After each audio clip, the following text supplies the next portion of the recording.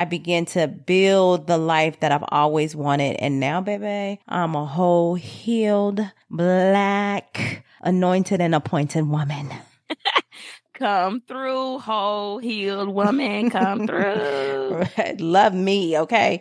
So tell me, Mel, tell the beloveds how you have forgiven yourself. Well, to be honest, forgiving myself may have been harder than forgiving other people. Mm-hmm. I don't know, because listening to what you've been saying about Will's quote, Mm-hmm. you know, I don't know, but all I know is forgiveness is hard, Mm-hmm. harder Mm-hmm. than you would think. Mm-hmm. But I've always been pretty hard on myself and critical of myself, especially bad decisions or situations I allow myself to be in, you know, kind of the same thing that you were talking about and blaming yourself and thinking about, well, I shouldn't have did this or whatever. Mm-hmm.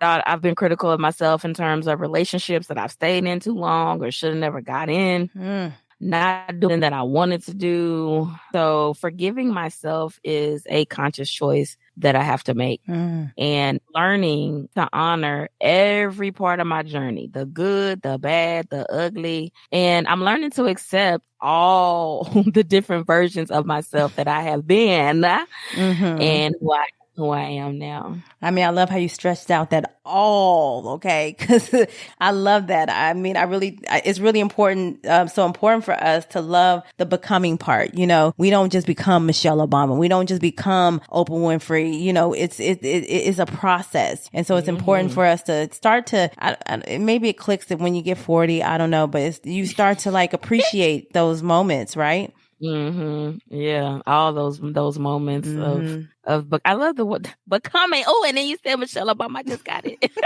Oh, okay, that went over your head. Yeah, it went over my head, but it's like sometimes I look back at myself and I think what a hot mess I was, but that's not being kind to myself. We was a whole hot mess in them streets. Yeah, and I blame myself for bad things that happened to me. My truth is that I have to show myself compassion and forgive myself for things I didn't know. So I've forgiven myself for bad choices, inaction, hurting other people intentionally, unintentionally. And also I have to start, y'all know I love affirmations, right? So I also affirm myself.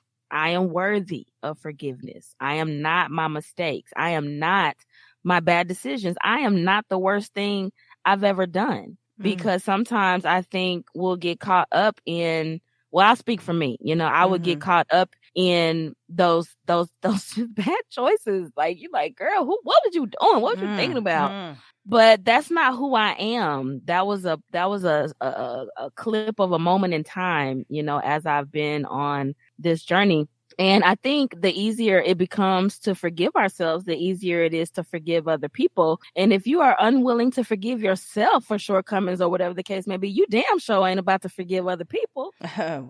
We don't forgive ourselves, as Will said, for the stuff. It makes it impossible for us to forgive others. So, I mean, going back to that quote is so powerful. You know, like, if we ain't forgiving ourselves, how can we forgive anybody else? Yeah. And sometimes you may think you have forgiven people, but certain memories or things come up that trigger that anger, that bitterness. And I'm a believer that everything starts with us. We got to love ourselves to love others, forgive ourselves to forgive others, extend grace to ourselves to give grace to others. I think now I'm moving into a more authentic place of love, compassion, forgiveness, and grace, giving it to myself. So when I extend it to others, it's coming from a place of truth. Wow. I mean, I really feel that, because I'm also in that place of love and compassion and gratitude. So much that I'm grateful for every experience that I've been through, whether bad or good, because it's made me the woman that I am today. And I'm so thankful, or said I was thankful before, but now I really, I'm in love with gratitude, which helps me forgive wholeheartedly. And it's much easier. So yes, overflowing with gratitude, joy, and happiness, honey. Yes. So what about forgiving other people? Okay. I guess that says it all. So I forgiving others was a little bit more trickier for me, a little bit, because I allowed unforgiveness to stick around for a long time. And I had a victim mentality, which festered, for so many years, and it showed. But as I stated before, it is easier said than done. So I do extend myself grace for this. And the truth is it's taken me really years to authentically forgive my mother. That was my strongest. I mean, forgiving other people was really easy. I forgive people all the time, but my mother was a challenge, I would say. And, for the offenses that have happened to me. And the thing is that I had to come to realization that I need to forgive my mom without even getting an apology. Cause I think I was always looking for an apology for her to say that I'm sorry for this, but it didn't happen. And, and that's okay. Cause what happened to me was not my fault. And it was not my responsibility to fix. However, what is my responsibility is to live the best life that I can. So I've moved to Mexico. Viva la Mexico! Last December, and I had the honor to experience the healing power of Mother Ayahuasca. And when I believe that I experienced her as Mother Ayahuasca because I have such a fractured relationship with my mother. So, and she showed me that I was still in a state of survival and pain and hurt, and that I did not have to continue to fight and live like that anymore, really. And so it really felt like I had a reset, and all that was left was love, compassion, forgiveness, and joy. So I can authentically say that I forgive my mother. Now, does that mean that I'm going to go have Thanksgiving dinner with her? No, because I am a mature adult woman, and I realize that we may not have the relationship that some mother and daughters have, and that is completely okay. But for my own boundaries and for my own heart and self, I have no ill will against or for her, but I just choose to stay in a place of a consciousness and a higher vibration, so that's kind of like where I'm at. And I don't see me interacting with her on levels that are not, that don't put me in a good place, would be, suitable for myself. Right. Yeah. Protect your energy, girl. Right. That's it, is protecting my energy. At this point in my life, I'm protecting my energy at all costs, and my peace and and where I am, the vibration that I'm on. So Mel, so I know that you have some words of wisdom for the beloved. So tell them, how you are forgiving others. And I know they're going to be writing down every word you say, because it'd be fine. Oh, well, thank you, Miss.